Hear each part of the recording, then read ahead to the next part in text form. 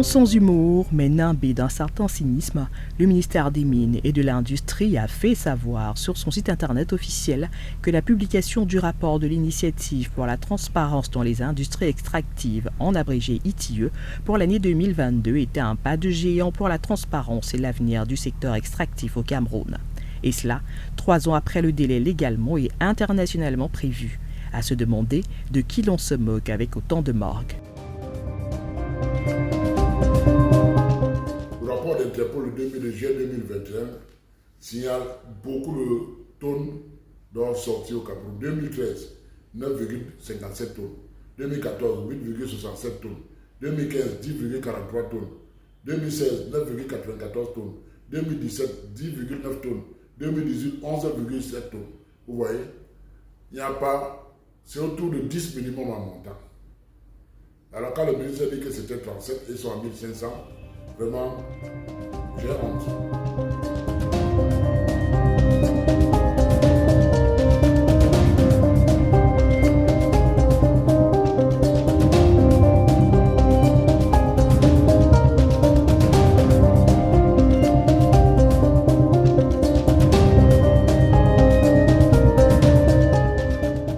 Il aura donc fallu que le pays se réveille un matin sous l'énorme et invraisemblable scandale de l'évasion presque totale de ses ressources en or et donc des revenus financiers y afférents pour que, sous contrainte, les officiels en charge de cette question se précipitent bruyamment ce 10 décembre 2025 à l'hôtel Montphébé pour faire entendre une voix de panique.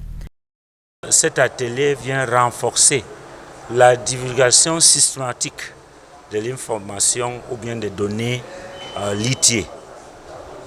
Ceci va être fait avec l'appui de toutes les parties prenantes. Le ministère des Mines, par exemple, va avoir les méthodes spécifiques demandées par la norme pour la divulgation systématique de ces données.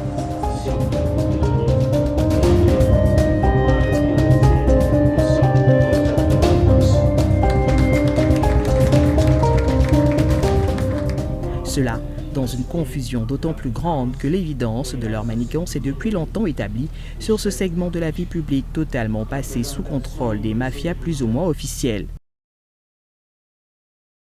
Ce n'est pas sérieux de la part du ministre d'accuser la Solamine parce que le ministre sait exactement ce qui se passe.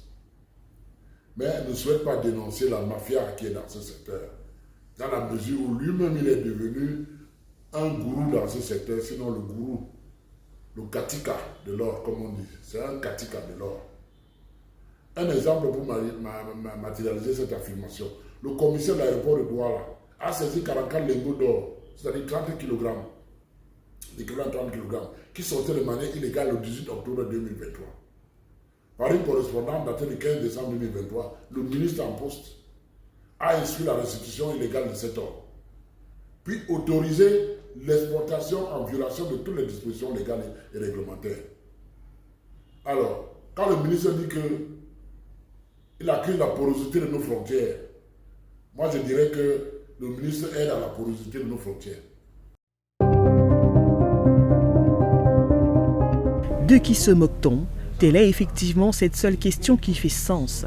L'errance institutionnelle et l'institutionnalisation de pratiques mafieuses a en effet atteint une telle échelle, dans ce secteur comme dans tellement d'autres, que c'est à se demander si le Cameroun est encore gouverné.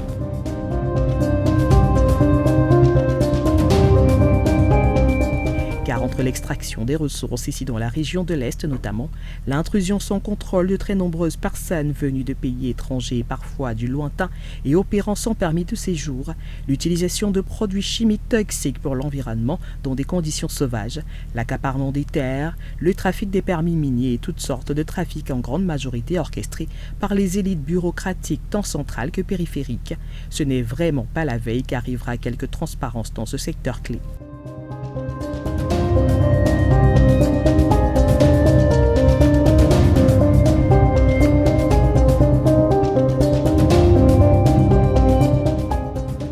Le dit rapport peut donc claironner le chiffre de 1233 milliards en 2023 que personne n'y croit, car à la fin, personne ne sait qui comptabilise cet argent et à quoi il sert dans le financement de la chose publique.